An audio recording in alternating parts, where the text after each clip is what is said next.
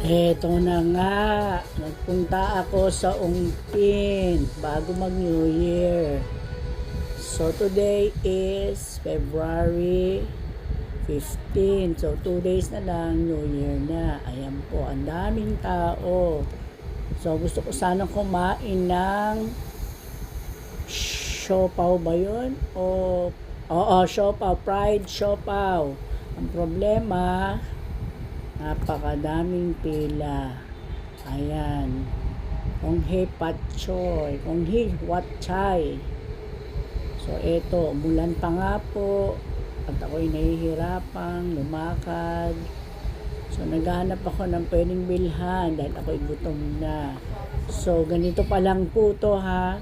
Pagdating po ng Chinese New Year, mas maraming tao. Kaya, baka hindi na po ako makawalik.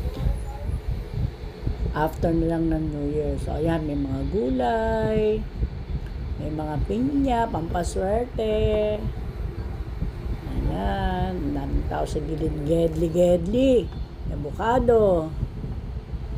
Ayan, malapit na papunta sa fried siopaw. Ayan, Taiwanese juicy pie. Ayan, yan, nakabili ako niyan.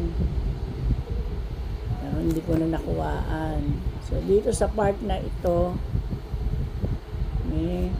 meron siyang maraming taong nakapila. So, ayan ang babanggain mo. Doble pa niyan pagdating ng Chinese New Year. So, konti pa lang yan. So, ayan. So, Happy Chinese New Year sa mga Chinese. Ayan, nakapila. Ayan, nakapila sila para sa fried siopaw. Hindi ko lang alam kung masarap yan. Hindi ko pa natitikman. Next time.